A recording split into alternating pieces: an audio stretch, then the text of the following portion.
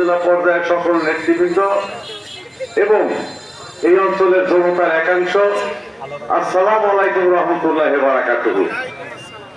আমি বাংলাদেশ জাতীয়তাবাদী দল যিনি প্রতিষ্ঠিত করেছেন,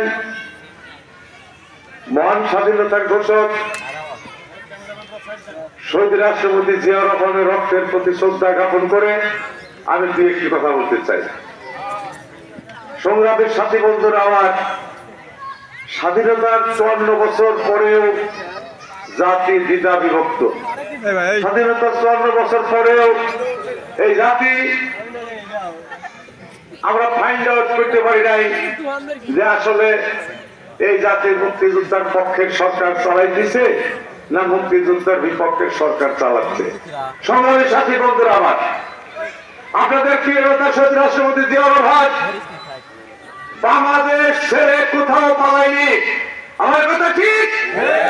শহীদ রাষ্ট্রপতি জিয়াউর রহমান উনি ক্ষমতা আসার পরে 19 দফা কর্মসূচির মধ্য দিয়ে বাংলাদেশের সর্বপ্রথম ইরিগেশন প্রজেক্ট চায়না থেকে এনে চালু করেন। আমার কথা ঠিক? কৃষকের দুঃখ দুর্দশা মেটানোর পরে আমরা দেখেছি বাংলাদেশের গার্মেন্ট শিল্পকে বাংলাদেশে প্রতিষ্ঠিত করেছে অর্থনৈতিক মুক্তির জন্য। আমার কথা ঠিক আছে? বাংলাদেশ সাথী বন্ধুরা আমার, শহীদ রাষ্ট্রপতি জিয়াউর রহমান উনি সর্বপ্রথম কৃষকের মুখে হাসি ফুটিয়েছে, শ্রমিকের মুখে হাসি ফুটিয়েছে। উনি বাংলাদেশের সর্বপ্রথম ম্যান পাওয়ার চালু করেন। ম্যান পাওয়ারের মধ্যে দিয়ে বাংলাদেশের কোটি কোটি মানুষ বিদেশে গিয়ে শ্রম দিয়ে মাথার ঘাম পায়ে ফেলে কষ্টের দিতে টাকা বাংলাদেশে আনে। সেই টাকা দিয়ে বাংলাদেশের ব্রিজ হয়, কালভার্ট হয়। সংগ্রামী সাথী বন্ধুরা আমার, সমস্ত অবদান শহীদ রাষ্ট্রপতি জিয়াউর রহমানের। আর কোন সরকার কি করেছে আমার জানা নাই। সংগ্রামী সাথী বন্ধুরা আমার, বাংলাদেশের মানুষের যে অবৈতনিক শিক্ষা ব্যবস্থা স্কুলে চালু করেছিলেন, সেটা বেগম খালেদা জিয়া চালু করেছিলেন। বেগম খালেদা জিয়া বাংলাদেশের মাটিতে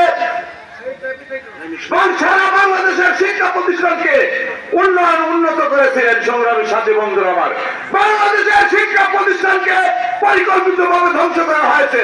সংগ্রামী সাথী বন্ধুরা আমার, আমরা ইনশাআল্লাহ শহীদ রাষ্ট্রপতি জিয়াউর রহমানের সুযোগ্য সন্তান বেগম খালেদা জিয়ার সুযোগ্য সন্তান জনাব তারেক রহমান 31 দফা রাষ্ট্র কাঠামোয় জাতির সামনে উপস্থাপন করেছেন।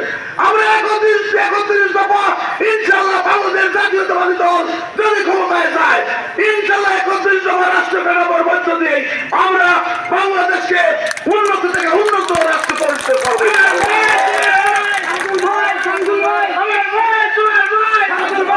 সংগ্রামী সাথী বন্ধুরা,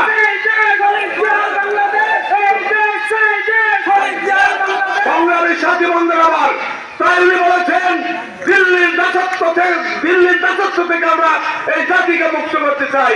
আমরা পাকিস্তানের দাসত্ব রাজত্ব থেকে আমরা দেখেছি 24 বছর তাদের দুঃশাসন নির্যাতন দেখেছি। আমরা দেখেছি 24 বছর নির্যাতন দুঃশাসন শোষণ নীতির বিরুদ্ধে বাংলাদেশের মানুষ উঠে দাঁড়িয়ে 1971 সালে 30 লক্ষ শহীদের আত্মদানের বিনিময়ে স্বাধীন হয়েছে। আমরা 2 লক্ষ মামলার ইজ্জতের বিনিময়ে এদের স্বাধীন হয়েছে। সংগ্রামী সাথী বন্ধু আমার, তাই বাংলাদেশের দৃশ্যমান এবং অদৃশ্যমান শক্তির পাইকারা চলছে। আমরা আগামীতে দেখতে চাই অবাধ নিরপেক্ষ সুষ্ঠু নির্বাচনের মধ্য দিয়ে বাংলাদেশে স্বাধীনতার পক্ষের শক্তি বিজিত হবে নাকি স্বাধীনতার বিপক্ষের শক্তি বিজয় অর্জন করবে।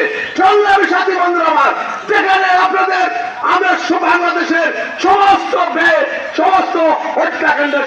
হত্যাকাণ্ডের বিচার চাই। শুধুমাত্র যে জুলাই সনদ দিয়ে আমরা চাই না। জুলাইয়ে 2000 লোক মারা গেছে, 71 সালে 30 লক্ষ লোক মারা গেছে। সমস্ত আমরা ন্যায় বিচার চাই বাংলাদেশে। ইনশাআল্লাহ জনাব তারেক রহমান মুক্তিযুদ্ধের পক্ষের শক্তি, স্বাধীনতার ঘোষকের ছেলে, তাই বিএনপি মুক্তিযুদ্ধের পক্ষের শক্তি। দীর্ঘদিন রাষ্ট্র ঠেকানোর জন্য, রাষ্ট্র মেরামতের জন্য আমরা দেখেছি, আমাদের অনেক বক্তাই বলেছে নির্বাচন হয়েছে। নির্বাচনে আমরা কি দেখেছি? নির্বাচনে দেখেছি আপনারা এক সময় যখন বিএনপি থেকে ছেড়ে চলে গিয়েছেন, আমরা 16টি আসন পেয়েছিলাম, আপনারা কিন্তু 3টি আসন পেয়েছিলেন। সেইভাবে কথাবার্তা বলবেন। সংগ্রামী সাথী বন্ধু আমার, কোন ফেব্রুয়ারিতে নির্বাচন হবে, এই ফেব্রুয়ারিতে নির্বাচনের মধ্য দিয়েই সরকার গঠন হবে ইনশাল্লাহ। আপনারা বিএনপির ভারপ্রাপ্ত চেয়ারম্যান জনাব তারেক রহমান যাকে নমিনেশন দিবে, ধানের শীষ যার হাতে তুলে দিবে, তার পক্ষে আপনারা কাজ করবেন তো? সবাইকে ধন্যবাদ দিয়ে তো আগামীতে দেখা হবে ইনশাল্লাহ। আগামীতে আবার কোন জনসভার মধ্য দিয়ে আপনাদের সাথে দেখা হবে। সবাইকে ধন্যবাদ দিয়ে আমি আমার বক্তব্য শেষ করছি। আল্লাহ হাফেজ। বাংলাদেশ জিন্দাবাদ। শহীদ রাষ্ট্রপতি জিয়াউর রহমান জিন্দাবাদ। বেগম খালেদা জিয়া জিন্দাবাদ। জনাব তারেক রহমান জিন্দাবাদ, জিন্দাবাদ, জিন্দাবাদ।